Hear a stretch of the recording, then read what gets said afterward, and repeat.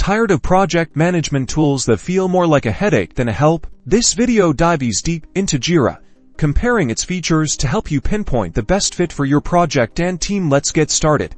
First up, understanding the basics. Jira isn't just one thing.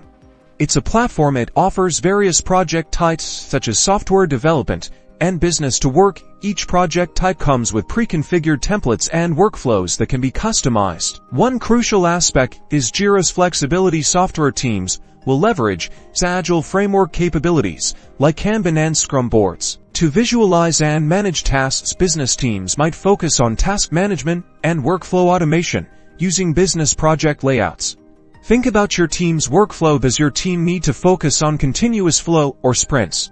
These are key considerations when choosing a project type. Jira's customizability allows to fine-tune the platform. You can create custom fields and workflows tailored to your specific needs.